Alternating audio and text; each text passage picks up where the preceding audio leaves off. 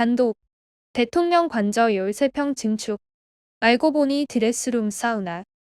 서울 용산구 한남동 대통령 관저이. 약 45.53제곱미터, 약 13.79평 규모의 증축 공사가 드레스룸과 사우나 시설 설치 공사였다는 사실이 오마이뉴스 취재 결과 확인됐다. 대통령 집무실과 관저 이전 비용이 최소 수백억 원에서 간접 비용까지 고려할 경우 최대 1조 원대까지 추정되면서 혈세 낭비라는 비판이 나오는 가운데 무리하게 시설 공사를 벌였다는 지적이 제기된다.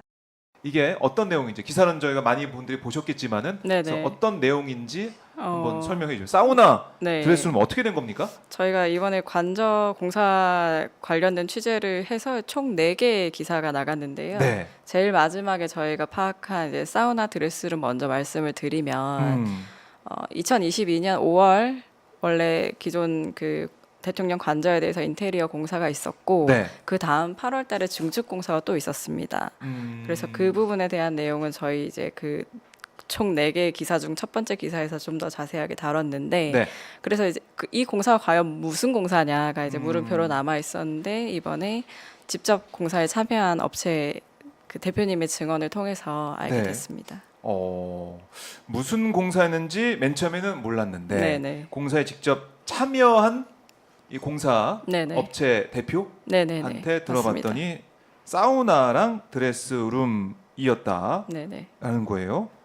그러니까 직접 공사했으니까 이게 사우나다 드레스룸이다 한 걸 신빙성 있게 믿을 수 있는 거죠. 네네네. 직접 했다고 하니까. 사실은 좀 더 가느다란 제보를 받고 이 취재를 시작했는데요. 네. 그때는 이제 익명으로 제보가 들어왔기 때문에 저희가 좀 더 구체적으로 확인할 필요가 있어서 그래서 사실 큰 기대를 못 했는데 네.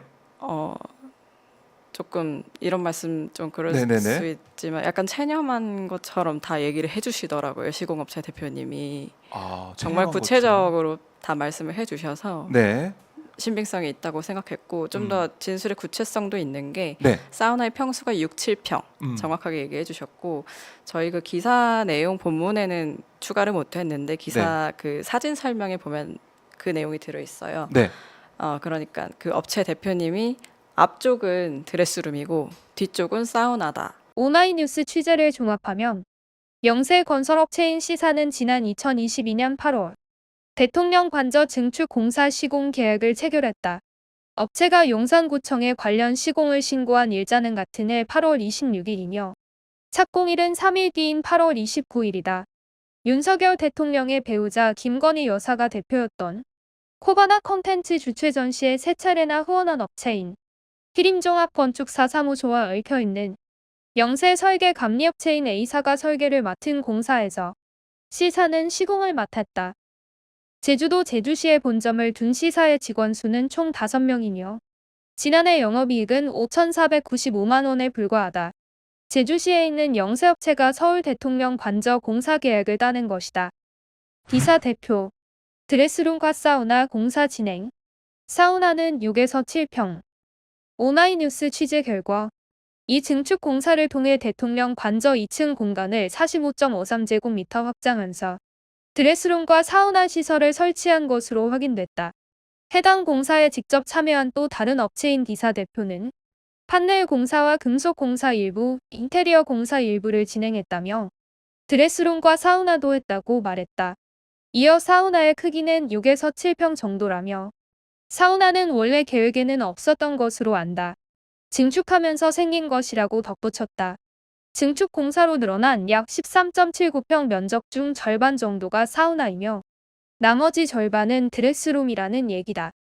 이 증축 공사에 앞서 윤석열 정부는 지난 2022년 5월에는 대통령 관저 인테리어 공사를 진행한 바 있다.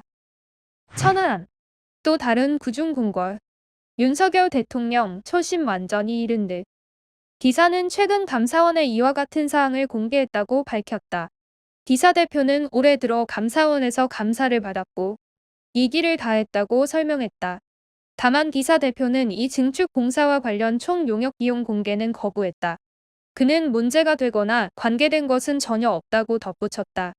감사원은 지난 8월 14일 참여연대가 2022년 10월 제기한 대통령 집무실 관저 이전 의혹 국민감사 청구에 대해 뚜렷한 이유 없이 감사 기간을 7번째 연장해 사실상 감사 포기 선언이라는 비판을 받은 바 있다.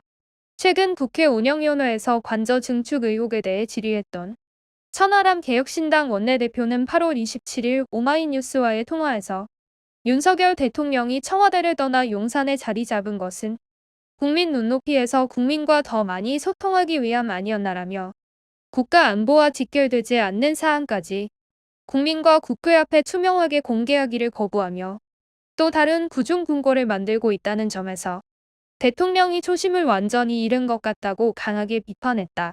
오마이뉴스는 대통령 관저 증축 공사 내용 등에 대한 설명을 듣기 위해 시사와 대통령실에 각각 문의했지만 답변을 받지 못했다.